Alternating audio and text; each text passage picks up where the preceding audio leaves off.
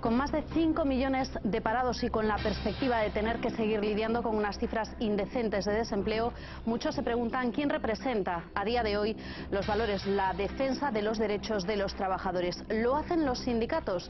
Más de un siglo y medio después de que comenzase la lucha por los derechos de los trabajadores, hoy queremos preguntarnos si, igual que ha cambiado el país, igual que ha cambiado para bien o para mal nuestra economía, e igual que ha cambiado la relación que tenemos con el trabajo y con las empresas, los sindicatos también deben cambiar.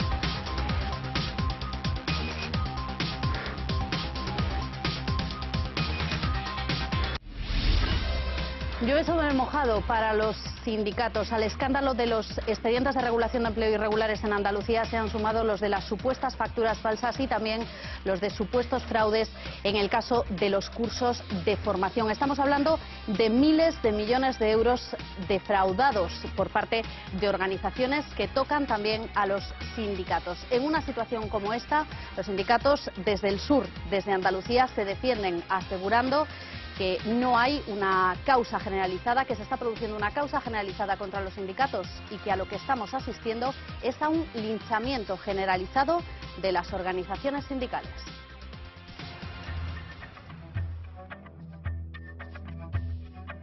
Son los órganos de control en las empresas para defender los derechos de los trabajadores, pero su utilidad está en entredicho. Según el barómetro del CIS, un 83% de los españoles no se ha afiliado nunca a un sindicato y un 24% de los que se desvincularon aseguran que lo hicieron porque no servían para nada. Pero, ¿es eso cierto?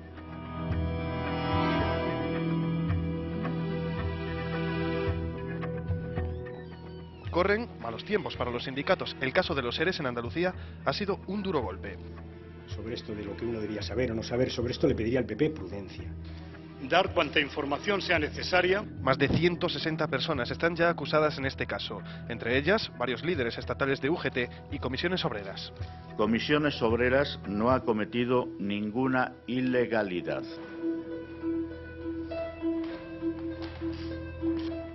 Las subvenciones que reciben son otra de las críticas a las que tienen que hacer frente los sindicatos, y eso que cada vez son menos cuantiosas. Comisiones Obreras y UGT se embolsaron 11 millones de euros en el 2012 para sus gastos de funcionamiento, un tijeretazo de un 30% con respecto a años anteriores. Un dinero público que los agentes sociales utilizan principalmente para cursos de formación, pero estos cursos están también siendo investigados. Andalucía o Madrid están en el punto de mira. El dinero público no siempre se empleaba para realizar la formación. Por eso el Ejecutivo está planteando cambiar el sistema para gestionar los recursos. ¡Obreros y estudiantes! ¡Unidos y adelante! En España hay unos 300.000 delegados en el sector privado y público, algo que no gusta a todos. Los representantes sindicales tienen derecho a unas horas al mes pagadas para ejercer labores del sindicato, pero muchos ponen en duda que las usen para eso y lo ven como una manera de escaquearse del trabajo. Maternity leave, superannuation, workers' compensation, occupational health and safety, paid annual leave, Medicare, the award system and collective bargaining. What else has the union movement ever given us? Permiso de maternidad, derecho a paro, a las vacaciones remuneradas, a la baja por enfermedad. Los sindicatos han peleado por derechos que hoy en día se dan por sentados y en los últimos años su función mediadora se ha multiplicado. En esta época de despidos, ERES, bajadas de sueldo y recortes en los derechos de los trabajadores, ellos son los únicos capaces de negociar con los empresarios. Guste o no, el resultado final. Este es el contexto en el que hoy día 2 de mayo y con la resaca todavía de lo que ayer vivíamos en las calles de todo el país con la celebración del Día del Trabajo, la celebración del 1 de mayo, abrimos este debate, un debate en el que queremos preguntar a sindicatos, pero también a empresas y también a representantes de la universidad, y también lo preguntaremos en la calle, cuál es el papel que deben jugar los sindicatos en la actualidad, en el año 2014, aquí en nuestro país. Así que vamos a empezar por la representación sindical que tenemos hoy en nuestra mesa. Aquí en la otra vía está con nosotros José Francisco Méndez, presidente del sindicato CSI-CESIF. Estamos hablando de los funcionarios aquí en Galicia. ¿Qué tal? Muy buenas noches. Hola, muy buenas noches. Y esta es la primera pregunta. ¿Qué papel deben jugar los sindicatos? Bueno, los sindicatos estamos, como todas las organizaciones vivas, en cambio permanente, ¿no? Nos tenemos que adaptar a una nueva realidad no vivida hasta ahora. España, con una población activa en torno a 23, 24 millones de personas, tenemos casi 6 millones de parados, tenemos 3 millones de autónomos y luego tenemos una tremenda precarización. Yo, para hablar del sector público, el Servicio Gallego de Salud, por ejemplo, ronda los 34.000 trabajadores, pero tenemos casi otros tantos en precario en listas de contrataciones con expectativa de trabajar.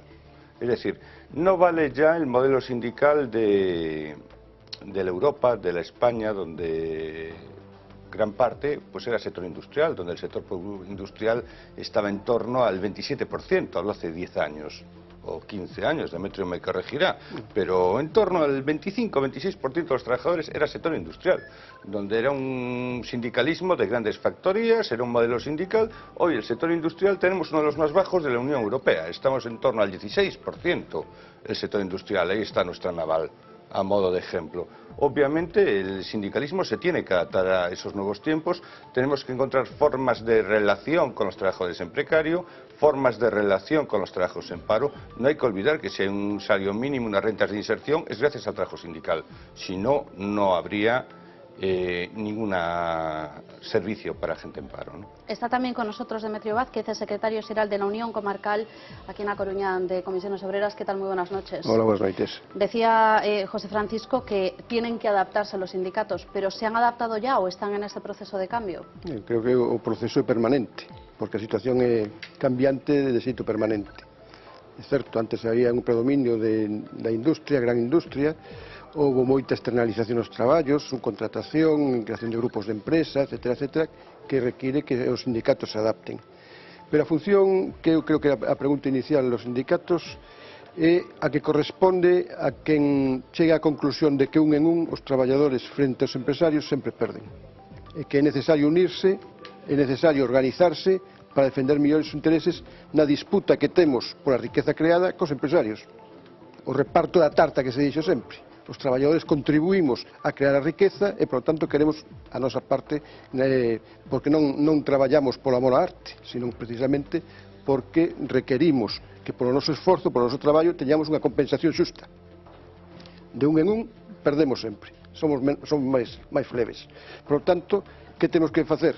Xuntarnos, unirnos. Por lo tanto, os sindicatos cumplen esa función de aglutinar os intereses do conxunto dos traballadores ou na empresa, ou no sector, ou no conxunto da clase obreira, e, por lo tanto, o papel dos sindicatos é necesario sempre. Se non existíramos en este momento, habería que inventarnos, porque seríamos imprescindibles.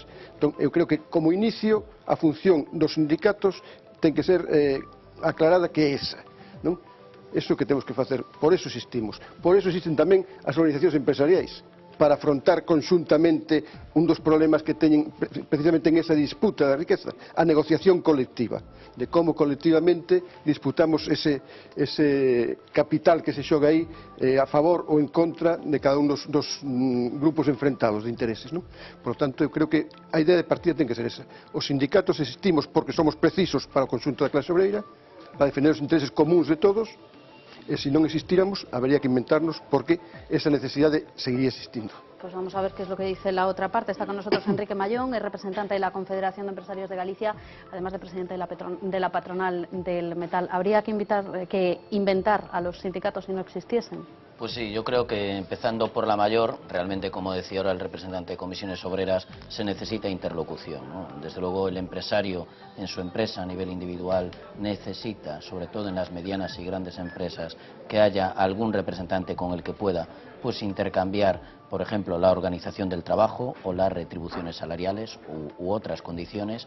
Y desde luego que no hay otra opción, desde nuestro punto de vista, actualmente a las centrales sindicales, ¿no? Las centrales sindicales creemos que deben evolucionar, deben mejorar probablemente también su funcionamiento, igual que debemos hacerlo pues algunas de las organizaciones empresariales también, ¿no? Creo que aquí no estamos libres ninguno, ni tenemos por qué escapar de las mejoras y del perfeccionamiento, pero desde luego en la patronal lo que tenemos muy claro que necesitamos esa interlocución que represente pues a la mayor parte de los trabajadores, que estén o no afiliados, y eso le corresponderá más a nuestros colegas representantes de los sindicatos afirmarlo, pero estén o no afiliados, sí es cierto, nos pasa igual en la patronal, que se benefician pues de las negociaciones que llevan a cabo las centrales sindicales, en este caso, o en el caso empresarial. Para la patronal también ocurre esto, por ejemplo, que decía Demetrio, de que de uno en uno no se puede y juntos son más fuertes. Sí, sin duda, desde luego, dependiendo del sector hay mayor o menor afiliación,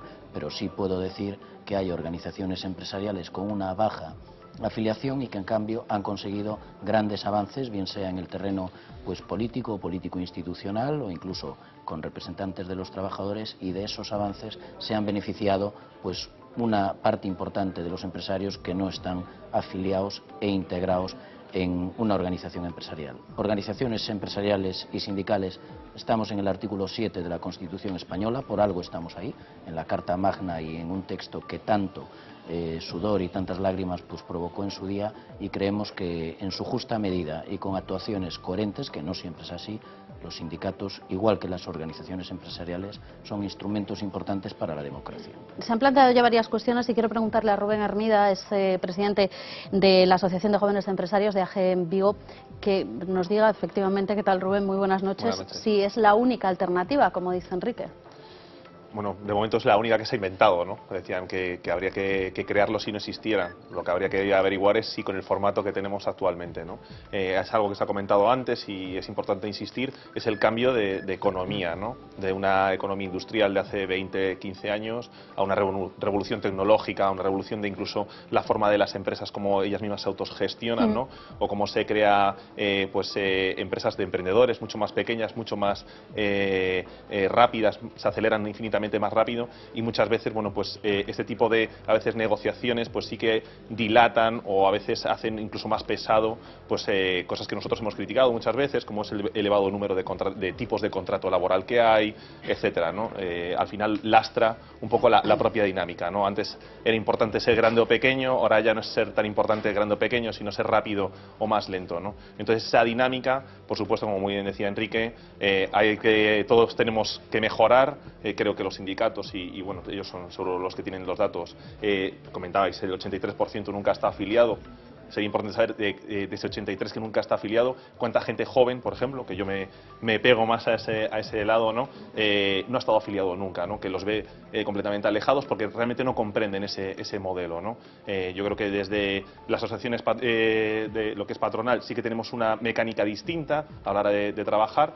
Es cierto que evidentemente cuando nos aglutinamos todo el mundo tiene un poder de negociación que se eleva, pero yo creo que la dinámica es distinta en unos y en otros, y yo creo que, bueno, en este caso en lo que son las centrales sindicales, el por lo menos reformular determinado tipo de cosas yo creo que sería conveniente que se lo replantease, ¿no? Una de las cosas que ellos dicen que están en constante cambio, Cándido Méndez lleva 20 años, ¿no? Pues es un dato, ¿no? Las caras también hay que cambiarlas. Exactamente. Bueno, vamos a preguntarle también a Jesús Vázquez Forno, que es director de la Fundación Escuela Universitaria de Relaciones Laborales de A Coruña. ¿Qué tal? Muy buenas noches. Hola, buenas noches. Hablamos de muchos cambios, pero ¿realmente han cambiado las relaciones laborales y con ellas también los sindicatos? Sí, os sindicatos xogaron desde o principio de democracia un papel vital. Creo que contribuíron claramente ao progreso da propia democracia, contribuíron a que estas relacións laborais en España pois avanzaran en campos tan importantísimos como pode ser, por exemplo, a parte da dignidade laboral e no propio contrato de traballo, pois en temas como a prevención de riscos laborais, a lei do 95, hai recordar as leis de igualdade no traballo, hai que recordar tamén pois as máis recentes leis sobre conciliación da vida laboral e familiar. E en xeral, os sindicatos tamén participan a nivel global en España nas políticas xerais do Estado, posto que influyen claramente na política de sanidade, nas políticas de educación, nas políticas fiscais. Hai que entender que a acción sindical si se limita soamente ao que é a parte estrictamente laboral, perdería eficacia e, por tanto, esa efectividade pois tamén a realizan a través desa influencia nas políticas xerais do Estado. Por lo tanto, a mí me parece que son progreso en España e non hai que esquecer todos estes avances. Indudablemente, as relacións laborais sabemos que nestes últimos 30 anos mudaron sensiblemente. Non hai que esquecer que o sector servizos neste momento produce máis do 70% do PIB, por tanto, dun sector industrial máis que tiña máis xogaba un papel máis importante na contribución ao PIB, agora mesmo pois é máis reducido. E dentro desto hai que dicir que este sector servicios está traballando baixo outros parámetros, verdade? Con unha maior flexibilidade nas relacións laborais. En calquera caso, creo que sí, que os sindicatos ante esta nova situación pues, están intentando afrontar esta situación e incorporándose a estes novos cambios, a este novo papel do mundo do traballo, que é algo global, que non afecta exclusivamente a Galicia e a España en concreto. Claro. Bueno, hablaba Rubén antes de esas cifras, de esas estadísticas, así que vamos a tratar de completarlas y de conocer efectivamente si tenemos a un 83% aproximadamente de la población que no se ha afiliado nunca. ¿Cuántos afiliados, Paula González, tenemos aquí? Muy buenas noches. ¿Qué tal? Pues Buenas la verdad noches. es que la crisis está pasando factura a los principales sindicatos de aquí de Galicia. Vamos a ver cuál ha sido la evolución desde que empezó la crisis, desde el 2008. A partir de ese momento, la verdad es que los sindicatos se han visto como sus afiliados pues iban cada vez disminuyendo. Van a ver ahí en ese gráfico la evolución de comisiones obreras. Empezaba en el 2009 con 54.000, más de 54.000 afiliados y terminaba en el 2012, las últimas cifras, con más de 49.000. Estamos hablando de un descenso de 5.500 afiliados en estos 4 años. Vamos a ver ahora cuál es la de UGT, también menos 5.300 afiliados en estos mismos 4 años. Empezaban 61.900 y terminaba 2012 con 56.587. Tenemos que decir que no podemos contar con los datos del tercer sindicato de Galicia, con la CIGA, porque a pesar de ser solicitados, pues lo cierto es que no han llegado a nuestra redacción. La otra vía no tiene esos datos y por lo tanto le facilitamos simplemente Comisiones Obreras y UGT. Les queremos mostrar ahora unas preguntas, lo estaban comentando ahora a la mesa, ese 83% de gente que nunca se ha afiliado a un sindicato. Saben que el CIS, el barómetro del CIS, a veces hace una serie de preguntas concretas. Pues bien, en la de noviembre, en ese barómetro de noviembre del 2013, hacía unas preguntas relacionadas con los sindicatos. Vamos a ver, por lo tanto, cuáles fueron esas respuestas. Una de las primeras preguntas que hacía era si pertenecía y participaba activamente a algún sindicato. La mayor parte, el 83% de la sociedad, nunca se afilió a un sindicato. El resto sí que pertenece, pero no participa activamente, y un pequeño porcentaje sí que lo hace y además participa activamente. Otra de las preguntas que se hacía en esa encuesta estaba relacionada con el motivo por qué uno está afiliado a un sindicato. Bueno, pues vamos a ver cuáles son esas 3 respuestas. Lo están viendo las 3 respuestas mayoritarias. Obviamente no suman 100 porque hay ese otro residual, pero pueden ver cómo la mayor parte de la gente decía que pertenece a un sindicato porque defiende sus propios intereses. Otros porque la unión hace la fuerza, se puede decir, y hay otros que dicen porque casan con esos valores y principios de los sindicatos. Y otra de las preguntas que hacía el barómetro en ese momento, en noviembre, pues era por qué uno había dejado de ser afiliado, porque se había dejado de pagar esa cuota a los sindicatos. Pues bien, la mayoría, el 24% concretamente, el mayor porcentaje, decían que se habían quitado de los sindicatos porque para ellos no valían para nada. Había otros que consideraban que ya dejara de ser importante el motivo por el que estaban luchando los sindicatos, y tenemos también el 19% en el que comentaban que surgieran discrepancias. Así que tenemos esas 2 cifras muy llamativas, ese 24% de la gente que lo deja porque no sirve para nada y ese 83% que, como comentaban, pues no se ha afiliado nunca a un sindicato en España. Bueno, pues esos son los datos. Gracias, Paula. Luego nuestra compañera nos traerá más datos, también más estadísticas que nos trae esta encuesta del CIS. Y a mí me gustaría saber si a vosotros, a Demetrio y a José Francisco, os sorprende, en primer lugar, que tengamos a un 4% que pertenece pero no participa, a un 3% que pertenece y participa, la parte más activa, y a un 83% que nunca se han unido a un sindicato, que nunca se han afiliado. José Francisco. Vamos a ver. Primero, como todo, para medir hay que tener escalas, para hablar todos el lenguaje homogéneo, ¿no? La escala que podemos usar para comparar la participación sindical es, por ejemplo, la participación política. Tendríamos que poner a la par la participación en la estructura de los partidos y cuánta gente participa en un sindicato, ¿no? A mayores de eso hay otro elemento, ¿no?, que son ingleses free readers, los arribistas, ¿no? Es decir, nosotros, por la formulación del modelo sindical, nosotros somos un sindicato, básicamente empleados públicos, pues tenemos afiliados el 20% o 18% de los empleados públicos. Pero ese 18% corre con los gastos de la totalidad de los servicios que prestamos a todos los empleados públicos. Es decir, hay mucho arribismo, pero nosotros firmamos un acuerdo, ahora mismo pues pagas extras, recuperamos la paga extra, la recuperamos para el 100% de los trabajadores.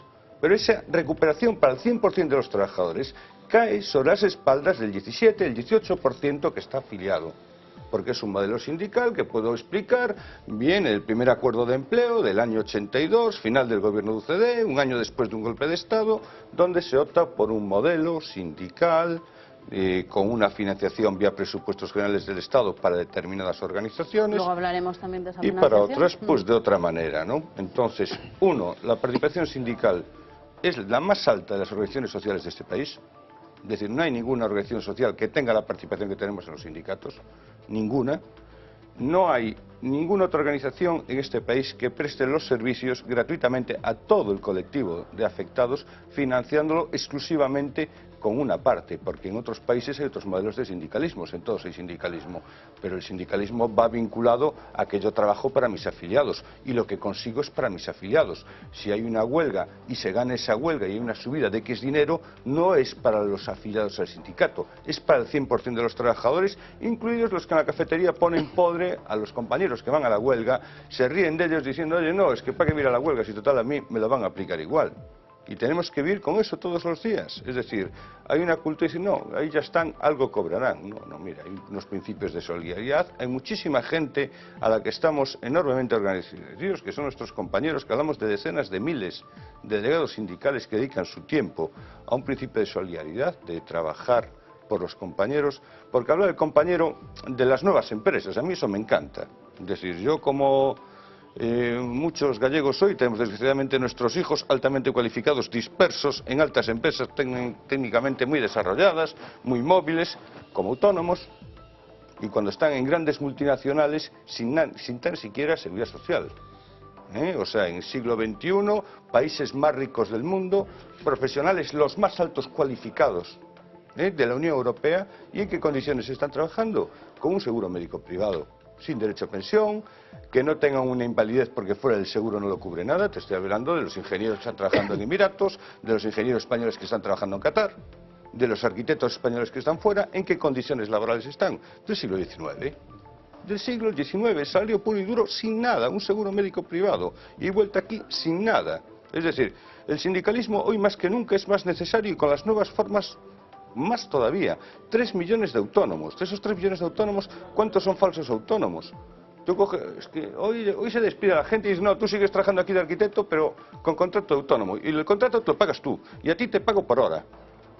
Y si te pones a ver determinados profesionales altamente cualificados a cómo se está pagando la hora, de coña, 8 euros, a 10 euros la hora. ¿Cómo no va a hacer falta un sindicalismo cuando un arquitecto está cobrando a 9 euros la hora de trabajo? Y aún encima paga su seguridad social. José Francisco, déjame que te interrumpa porque nosotros le hemos preguntado también a la gente en la calle qué es lo que opina de esto y para qué sirve un sindicato. Esta pregunta que tú planteas se la hemos hecho también a la gente en la calle y nos han dicho esto. ¿Para qué sirven los sindicatos? Para nada. Así rotundo, para nada. Para nada. Para la defensa de los intereses de los trabajadores. Deberían servir para eso. Porque no defienden al trabajador, lo único que piensan es en pillar la subvención y vivir ellos muy bien. Lo que pasa es que no están cumpliendo con su obligación. Ese es el problema. ¿Por qué no? Porque están involucrados en el sistema económico que hay. ¿Para qué sirven los sindicatos? Pues yo creo que yo me acabo de quedar en el paro y creo que en mi caso y en otros más de muchos amigos no han hecho nada. Podían hacer algo más de lo que hacen, están bastante pasotas. Porque defienden hasta cierto punto para quedar bien con la gente, pero también están a favor del gobierno. ¿Para qué sirve un sindicato? Sí. Hombre, yo entiendo que es para mirar por los derechos de los trabajadores. Para defender a los trabajadores. Lo que pasa es que tiene que haber un equilibrio entre la empresa y el trabajador. ¿O para qué sirven los sindicatos? Para nada. Creo que no sirven para nada. ¿Por qué? Porque no representan nada, ni a nadie. Porque creo que es un abuso, sobre todo en la pequeña y mediana empresa. ¿Usted ha estado alguna vez afiliado a un sindicato? No. ¿Por qué no?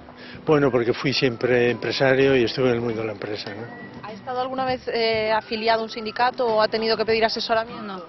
No. Nunca he recurrido a ellos para nada. Y no lo va a hacer, ¿no? Por lo que veo. Me resolveré mis papeletas a mi manera. ¿Has pedido ayuda alguna vez a un sindicato o consejo? Vaya? Sí, pero tampoco recibí mucho. Nada. Yo sí conozco familiares que son de sindicatos y ellos personalmente, por lo que me cuentan, sí se mueven por el trabajador. La verdad es que sí. Me orientaron, me ayudaron y solucioné mi problema. ¿El empresario estaría más contento sin sindicalistas? Yo creo que el empresario moderno no, el empresario quizá antiguo de hace tiempo sí, pero esto ha cambiado mucho. Na súa empresa canta xente traballa? 15 empleados. E non hai sindicato porque non teñen dereito a telo polo número de empregados ou porque non queren? Non pregunto. É mellor non preguntar.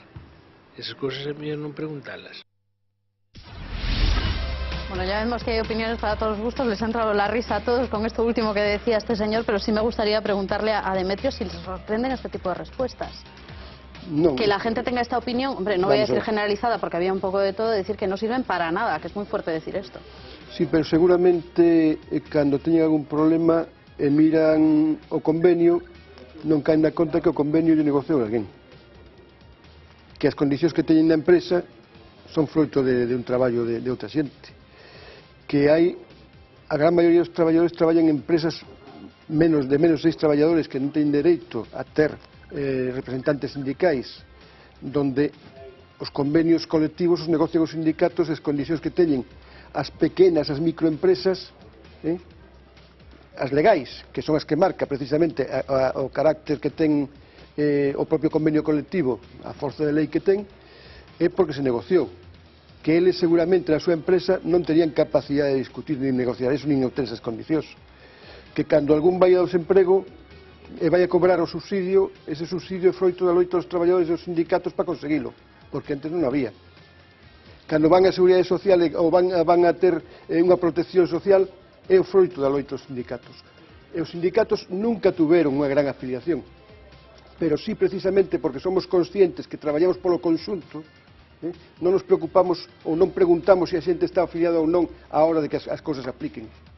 Se se aplican esas condicións para todos é porque nós temos esa conciencia, a pesar de ser unha minoría, e non ter o respaldo de moitos traballadores que se benefician deso, e ter incluso as críticas de poñer os podres, sin embargo non recoñecen en ningún caso que o que teñen é gracias tamén a loita destos poucos, estos que non valemos para nada cando a realidade. Es que los dos habéis utilizado esa expresión de poner podres o de las críticas en la cafetería, donde sea, por parte de compañeros que no están afiliados. Y a mí me gustaría preguntar si en esto también hay algo de victimismo. No é victimismo. Vamos a ver, no ano 80 había 500.000 persoas afiliadas. En estes momentos hai 3 millóns de persoas afiliadas, a pesar do descenso pola crise. Porque o descenso é porque moita xente queda sin traballo, empresas desaparecen, a xente. Preguntaba antes Rubén por que a xente nova. A xente nova, 50% está no desemprego e a outra xente está con empregos precarios que llo renovan si se portan ben, que non vayan a decir ali que están afiliados a un sindicato porque entón non lle van a renovar o contrato. É dicir, as condicións para afiliarse en este momento son moi complicadas. Por eso nós temos que cambiar tamén as formas de actuar, de traballar. Lóxicamente, o tipo de empresa cambiou, o tipo de contratación cambiou, a reforma laboral fixo moito dano ás relacións laborais, e temos que actuar, pero a pesares de que haxa moita xente que di que non valemos para nada, a realidade é testaruda, a realidade é teimuda, e se ve que o que temos aquí é precisamente por a loita sindical, por a loita de moitos traballadores que se xuntaron para defender os intereses, e que en estes momentos a correlación de forzas é diferente, hai unha reforma laboral que nos deixou debilitados tamén os propios sindicatos, e seguimos aí dando o callo na brega continua por conseguir cambiar outra vez as condicións e melloralas novamente, porque entendemos que hai que seguir facendo. Entón, é certo que hai toda unha campaña de desprestixio dos sindicatos que non é casual, que é interesada, porque fomos sempre un baluarte de defensa de esos intereses e un baluarte para evitar que a desregulación laboral fose tan absoluta que cada un tuvera que negociar individualmente as súas condicións co seu patrón, e entón aí sí que serían as condicións absolutamente leoninas. Eso a xente non o entende, pero eu creo que tamén os medios de comunicación son un papel que desvirtúa a realidade ou non mostra a realidade total, non? Aí eu creo que todos temos un pouco de responsabilidade de non saber explicar a xente, que a xente entenda cal é o papel que xogamos nós, porque é certo que hai xente que opina eso, xente que tuvo malas experiencias a mellor cos sindicatos, pero son moitos os traballadores que descansan nos sindicatos. Os sindicatos nos presentamos cada 4 anos a eleccións nas empresas, eleccións plenamente democráticas, a ninguén se lle obliga nin a presentarse, nin a votar, nin nada por estilo, e máis ou menos o 70%, máis do 70% dos traballadores e traballadoras en empresas onde se pode facer eleccións sindicais, que son aquelas que teñen máis de 6 traballadores, votan nas eleccións sindicais e elixen os seus representantes. Os representantes, os centos de miles de delegados e delegadas son elegidos democráticamente polos traballadores. Non están afiliados moitos deles, a maioría non están afiliados, sin embargo, poñen a súa confianza na xente que os vai a representar e os que os vai a defender diante dos empresarios. Por lo tanto, bueno, pois a enquisa di o que di, pero ten unha certa parcialidade en canto á interpretación da realidade. Bueno, las interpretaciones evidentemente vienen después cuando tenemos ya los datos encima de la mesa, pero antes de continuar con estos temas, y quiero preguntarle enseguida a Jesús también por ese cambio que la reforma laboral puede traer también en las relaciones laborales, en las relaciones entre trabajadores y entre las empresas, sí queremos saber también, porque parte del discurso que estamos escuchando ayer lo escuchábamos también en la calle, cómo se vive desde dentro una manifestación como la del 1 de mayo.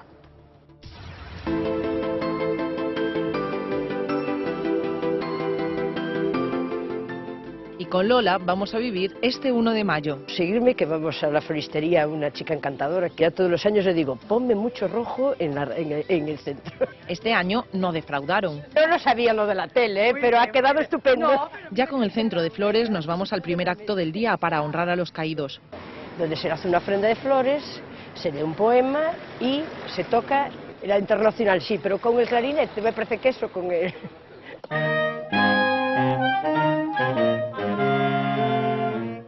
Hemos terminado la primera parte. Ahora vamos a hacer un descanso donde tomaremos un cafetito y estaremos en La Palloza sobre las 11:30, 12 menos cuarto para ya preparar toda la parafernalia normal de la manifestación. Muchos nervios porque estás, vendrá gente, no vendrá gente. Es verdad que hay mucha gente de una edad ya avanzada, otros que de mediana edad, pero está viniendo mucha gente joven también ya a las manifestaciones. Y os presento a Ana, que además lleva muchos años viniendo a las manifestaciones, para que habléis con ella. Con Ana nos quedamos. Tiene 16 años, pero no es su primera manifestación. Pues vengo desde pequeña, siempre con mi madre, con mi familia. ¿Y tú en el cole a la gente, tus compañeros les dices en plan, ¿qué, no venís a la manifestación?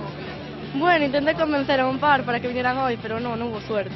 Empieza a salir la marcha, pero antes hablamos con Begoña. Después de 37 años trabajando, se ha quedado en paro. Se me acaba el paro a los 58 años, no tengo derecho a ninguna prestación porque como mi marido cobra más de 968 euros, pues no tengo derecho. Yo no me imaginaría jamás en la vida que con mi edad iba a tener que depender del salario de mi marido o de una prestación o de algo.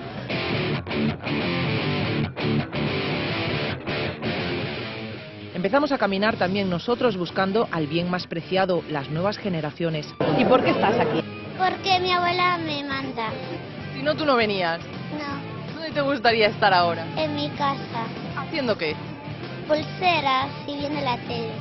¿Y tú, Ruth? A ver, cuéntanos. ¿Por qué estás aquí? Porque me trajo mi madre. ¿Y tú tampoco querrías? Bueno, un poco. Vine porque vinieron mis padres.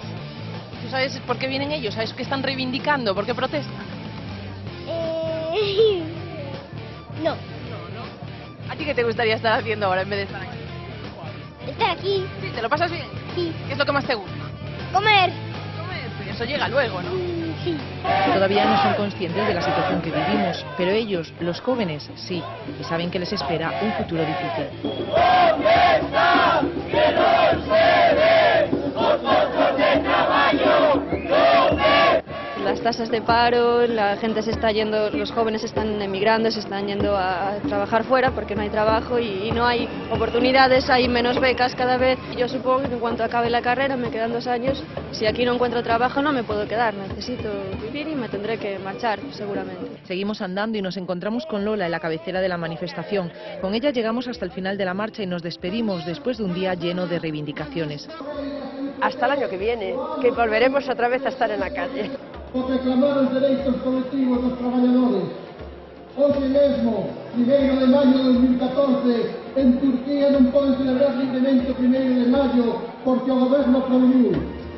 Onte mesmo soubemos de outras 2 traballadoras de Ponte. Bueno, ya vemos que cambian muchas cosas, o al menos esto es lo que nos dicen nuestros invitados, pero la pregunta es si el discurso cambia o no cambia también. Y como decíamos que queríamos hablar también de cómo la propia reforma laboral puede cambiar las relaciones entre trabajadores y empresas, y me gustaría preguntarle a Jesús si efectivamente este cambio del que hablaba también Demetrio se ha producido, si ha cambiado el equilibrio por culpa de esa reforma. Sí, vamos a ver, eu quería recuperar a unha das intervencións do vídeo anterior cando unha persoa dixo que non había que preguntar. A mí parece que sí, que hai que preguntar. Pois, temos que facer unha labor de pedagogía para que se coñezan cal é o papel, que é o que están a facer os sindicatos en España e as organizacións empresariais e os partidos políticos. Creo que falta tener unha educación para coñecer un pouco mellor o papel que xogan todas estas institucións, estas organizacións.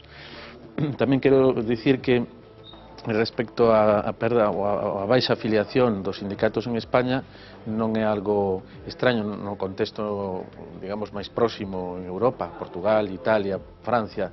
Se miramos o noso entorno, teñen situacións parecidas. Pero isto hai que achacalo a algo que dixeron antes tanto Demetrio como José, que falaron de que en España, debido a unha lei que nos dotamos dunha lei de liberdade sindical, pois a afiliación é libre e non se pode obrigar a ninguén a afiliarse, pero é que o que non está afiliado de forma gratuita recibe os beneficios da concertación social, dos convenios colectivos e de todos os dereitos que as organizacións sindicais nas mesas de negociación pois supoñen para o conxunto dos traballadores. Por tanto, como é gratis, pois evidentemente máis doado de que haxa unha baixa afiliación. Aparte disto... Y entonces, porque, perdona que te interrumpa, pero a mí me llama la atención entonces porque dice un 52% de la gente que si se afilia es por intereses.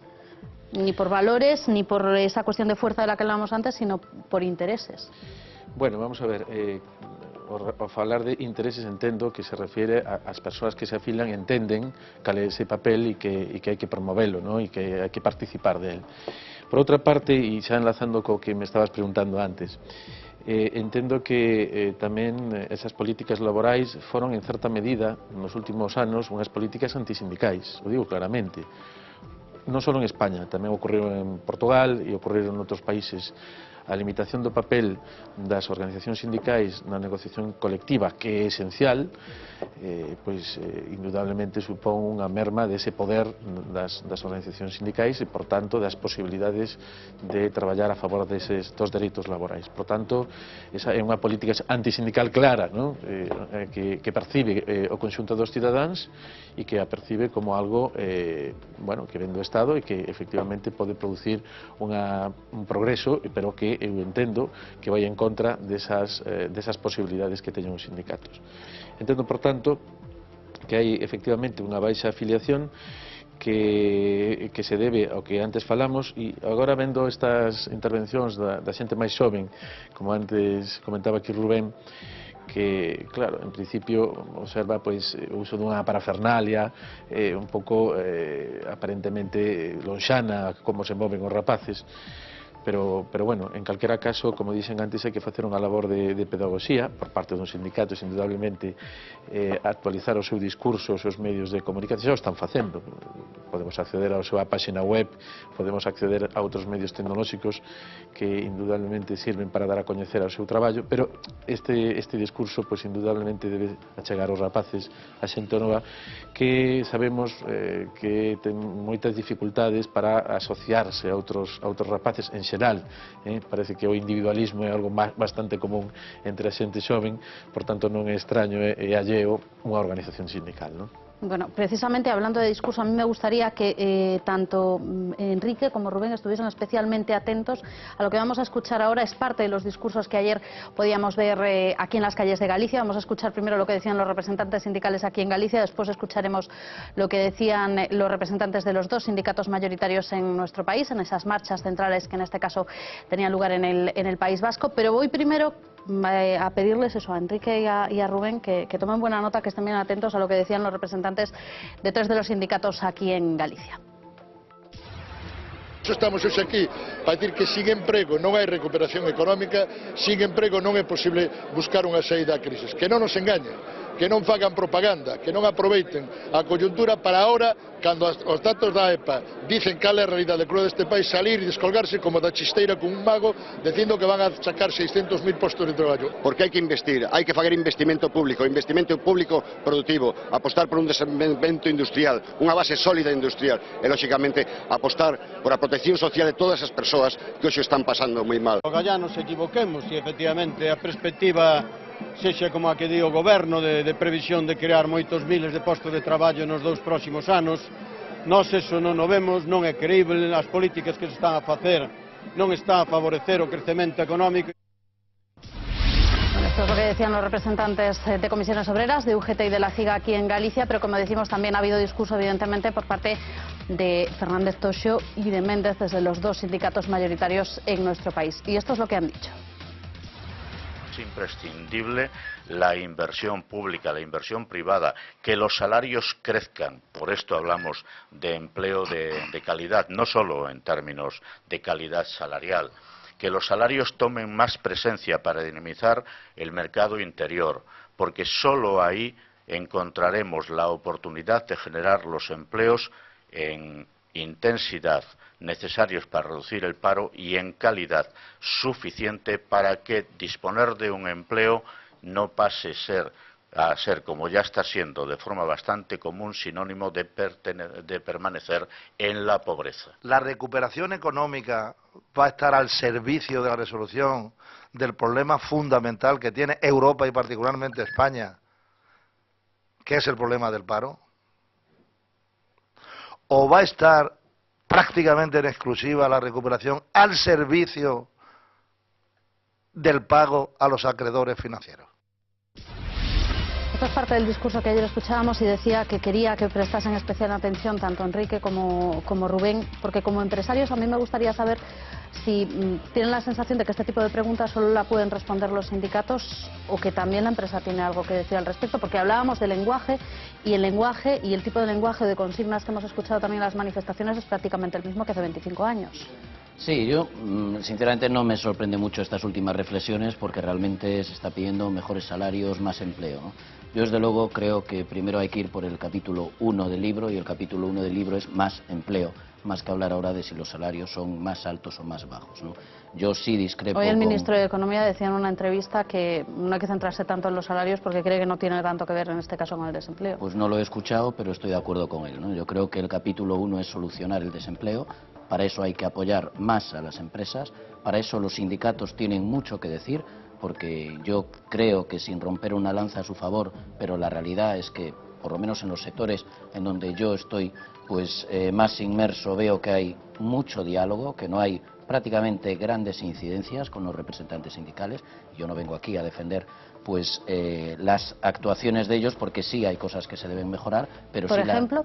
Pero sí la existencia, pues por ejemplo la efectividad, por ejemplo el diálogo. Sí es cierto que como anécdotas o como costumbres en algún sector, sí falta diálogo, sí no hay muchas veces coherencia en las actuaciones, sí incluso hay presión a algunos trabajadores de las empresas, sí se evita en muchas ocasiones pues que haya un diálogo más abierto entre trabajadores y entre empresarios y a veces algunos representantes sindicales pues digamos que hacen de muro que impide pues ese diálogo fluido para solucionar conflictos, pero la realidad es que estoy dando anécdotas porque la mayoría de los casos en esta época de crisis, y yo creo que están ahí los datos públicamente, no hay grandes crispaciones, no hay grandes problemas, hay diálogo, hay representantes sindicales y representantes de los trabajadores porque están apoyando a las empresas para poder salir de esta situación y esta es la nota predominante. Yo, si me permites simplemente volver un poquito al debate anterior, la realidad respecto a si hay otra opción, nosotros desde la Confederación de Empresarios no vemos otra opción mejor. Creo que es muy sencillo mirar el panorama mundial. Queremos ser como India, como China, ¿no? Los empresarios nos quejamos de esa competencia que tenemos, ¿no? ¿Por qué? Básicamente por los costes laborales, por la falta de condiciones dignas de trabajo y eso nos repercute a las empresas españolas y gallegas cuando queremos vender en el exterior. Por lo tanto, lo que debe haber es una racionalidad en las relaciones, como decía, mayor diálogo, muchas veces también que se note más corresponsabilidad por parte de los sindicatos y de los representantes sindicales en determinadas actuaciones, es decir, que cuando yo convoco una manifestación que termina en conflicto, saber que eso es posible, y como eso es posible hay que tomar las medidas oportunas, y si es necesario no convocar, pues una manifestación no se convoca, pero hay que pensar en todos esos efectos colaterales con más corresponsabilidad. Yo creo que esas pequeñas anécdotas que he citado, probablemente elevadas a su máxima expresión, es cuando producen pues gran daño a los representantes sindicales, ¿no? Pero desde luego nosotros creemos conveniente la estructura democrática de la que nos hemos dotado en España y que una sociedad, si queremos parecernos en algo a Alemania, a Estados Unidos o a Canadá en desarrollo económico y empresarial, desde luego los sindicatos en esos países tienen un peso determinante. Por lo tanto, yo creo que está fuera de toda duda si deben existir o no. Otra cosa es cómo deben actuar, ¿no? Rubén. Bueno, tomo nota, como bien decías antes. Quizá lo más importante que se desprende de eso es el famoso sin empleo no hay salida, ¿no? Al final es un poco como el huevo de la gallina. ¿Qué va a venir antes? ¿El empleo o va a venir antes, evidentemente, la salida económica, la salida de esta crisis, ¿no? Lo que todo el mundo está claro es que los únicos empleadores, y lo decía muy bien Enrique, son las empresas. Mientras que no tengamos... el problema que tenemos de desempleo es que desde que teníamos la época de crecimiento económico se han fulminado del tejido empresarial miles de empresas que son las que contrataban a esas personas, ¿no? Mientras que no seamos capaces de generar ese tejido empresarial nuevamente, que aparte luego va a permitir competir por esa mano de obra, por esos trabajadores que tenemos cualificados, porque hablabais muy bien y yo tengo compañeros universitarios y, como bien decís antes, gente licenciada que está trabajando por unos salarios muy bajos. Al final es una cosa muy simple. A más empresas que tengan que competir entre sí por ese personal cualificado, mejores condiciones retributivas van a tener. Es sencillísimo. Alemania es un ejemplo, Dinamarca, Suiza, Reino Unido, que se está yendo muchísima gente allí, y tenemos que aprender y más o menos embebernos un poquito de cómo lo están haciendo ellos a la hora de esa manera de trabajar, tanto de los sindicatos, como decía Enrique ahora, a la hora de colaborar, porque realmente el problema que tenemos aquí es que no hay, decían de inversión pública, ¿no? De volver a un poco a lo que ya hemos visto que no funciona, ¿no? Intentamos políticas keynesianas de nuevo de meter inversión pública en ¿qué hacemos? Más aeropuertos, hacemos más puentes, hacemos más carreteras. Yo creo que la inversión pública y con el déficit que tenemos no es la solución. De hecho, estamos precisamente pagando los intereses de esos excesos, y lo que hay que intentar es ser atractivos o suficientemente atractivos para inversión de dinero extranjero. Es decir, si aquí no tenemos capacidad para generar empresas industriales, etcétera, pues abramos puertas, demos las condiciones suficientes para que la gente venga a invertir a este país, ¿no? Hay muchísimos economistas que hablan maravillas de España, es un país moderno, con unas infraestructuras muy bien dotados, con unos servicios públicos fantásticos. Abramos puertas afuera para que realmente la gente, y es uno de los ejemplos más importantes, que es el Reino Unido, lo que ha hecho es abrir las puertas a la inversión extranjera, ¿no? Entonces, un país que prácticamente con una financiación muy escasa, con un crédito muy bajo, está creciendo a un 2,8, ¿no? Entonces, tendremos que vernos reflejados un poco en cómo lo están haciendo los demás para decir, oye, si yo tengo casi mejores condiciones, copiemos lo que realmente vale, adaptémoslo aquí y hagamos exactamente lo mismo, ¿no? Bueno, con esta idea, sí. ¿Los dos queréis decir algo? Sí. Brevemente, nos vamos a publicidad. Sí, venga. Vamos a ver, é que cando vemos aí os cortes que se poñen na pantalla, sempre unha visión parcelada. Es que el discurso completo no nos cabe. Lógicamente. Pero nos decimos os salarios, pero tamén decimos que ten que fluir o crédito para as empresas. É dicir, tamén o discurso sindical. Reivindicamos, porque o que estamos dicindo é que a economía ten que moverse, que ten que insertarse na economía real, o sea, cartos na economía real. E por aí está crédito para as empresas, pero tamén salarios nos traballadores. Non falamos solamente de crear emprego e de calidade.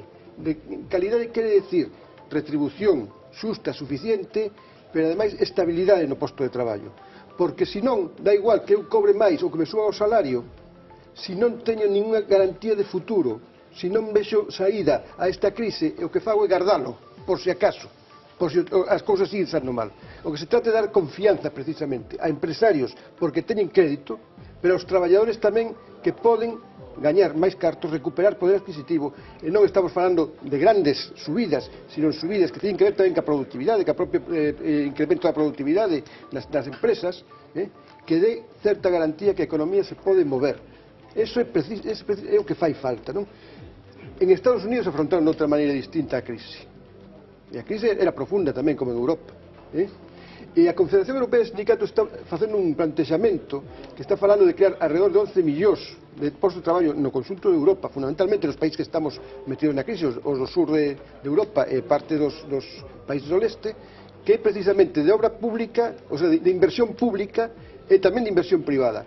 Pero nos sectores que poden crear valor engadido é precisamente dinamizar pois nas redes de comunicacións, nas redes no tema da enerxía, no tema de cuidado da dependencia, en formación e investigación, en toda esta cuestión que pode crear moitos postos de traballo e que está falando de 2 puntos do PIB durante 10 anos que permitirían facer unha especie de novo plan Marshall para Europa que dinamice e poña a economía real, non a especulativa, a funcionar. Así se le ha llamado precisamente el Plan Marshall del siglo XXI.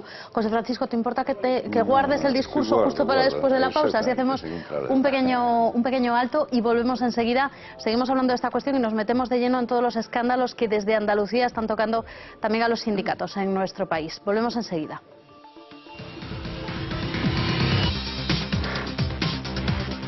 Cambian su trabajo en las empresas por una dedicación a veces exclusiva al sindicato. Ellos son los tan criticados liberados sindicales. Te expones a una lapidación pública si dices públicamente que eres un liberado sindical, ¿no? Quizás es una figura demonizada, ¿no? Pero ¿por qué no gusta esta figura?